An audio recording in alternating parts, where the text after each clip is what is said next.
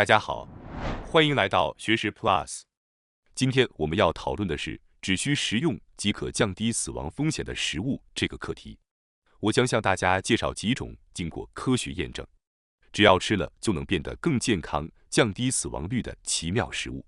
或许有些朋友听到这些内容会感到很熟悉，因为这些知识正是提升生活质量的关键基础。接下来，我将逐一讲解这些食物，帮助大家深入了解其益处，并激发您尝试食用的兴趣。首先要介绍的第一种可以降低死亡风险的食物就是咖啡。对于那些离不开咖啡的人来说，这真的是一个好消息，不是吗？咖啡不仅能提神解乏，还能带来健康的益处，甚至可能延长寿命。哈佛大学医学教授桑吉夫·乔普拉在其畅销书《哈佛医学教授教您健康的正确答案》中，将饮用咖啡列为了5大健康原则之一。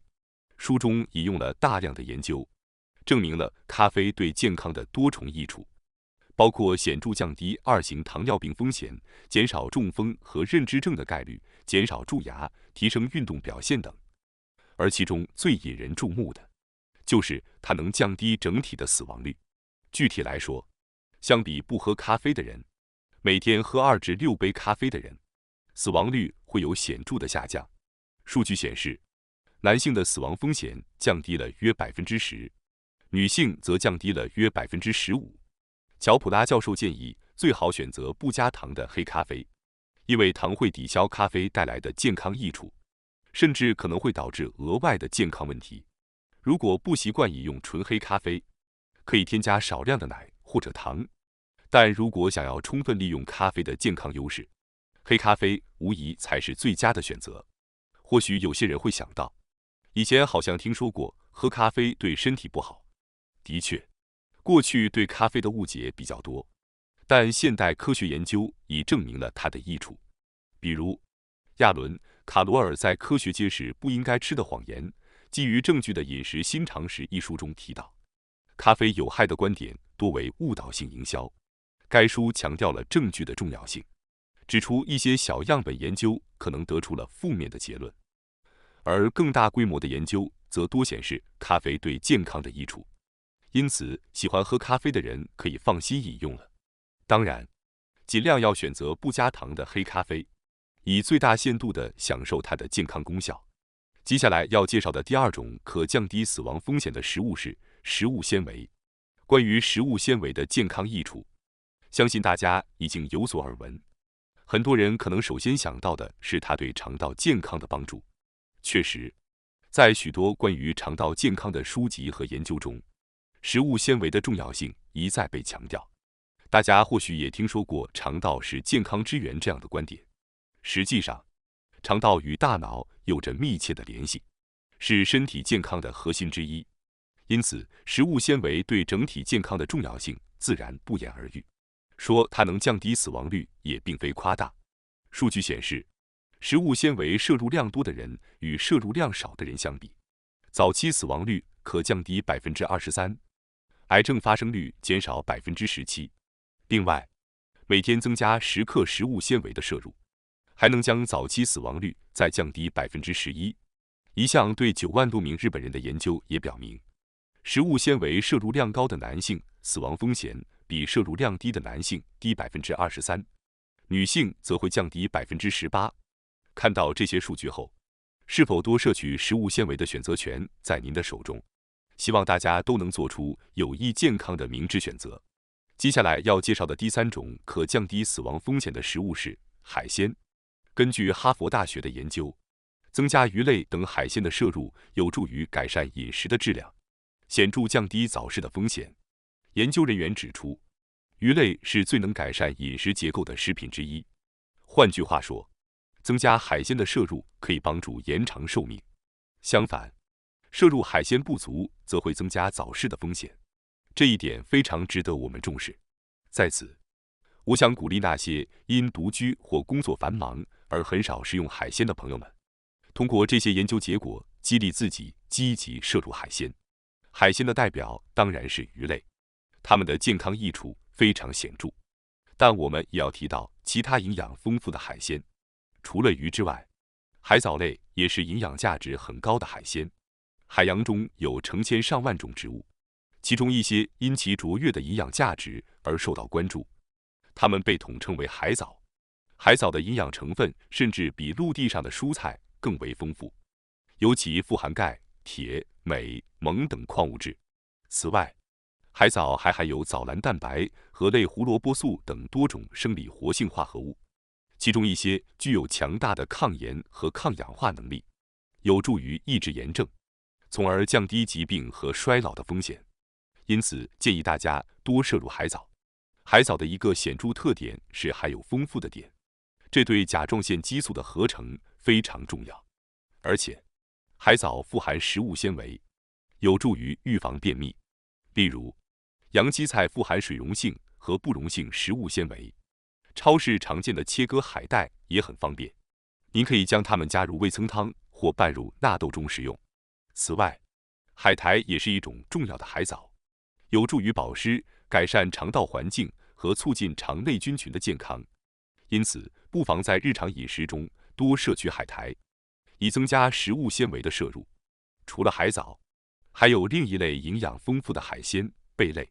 贝类被认为是营养价值极高的海鲜，富含维生素 B12、锌等重要营养素。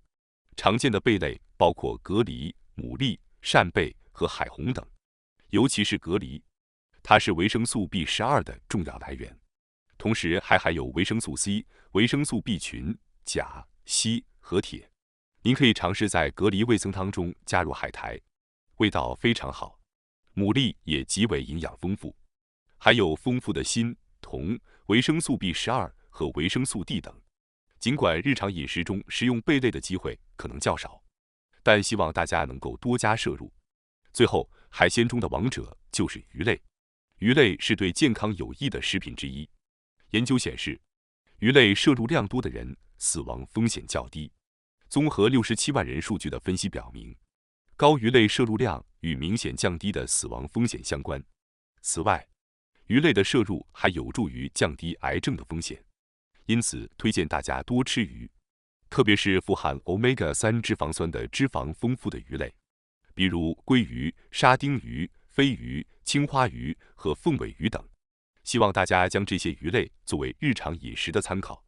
接下来要介绍的第4种可降低死亡风险的食物是水果和蔬菜。关于水果和蔬菜，很多人可能会觉得这还用说吗？毕竟，大家应该已经听过无数次水果和蔬菜对身体有好处这样的说法。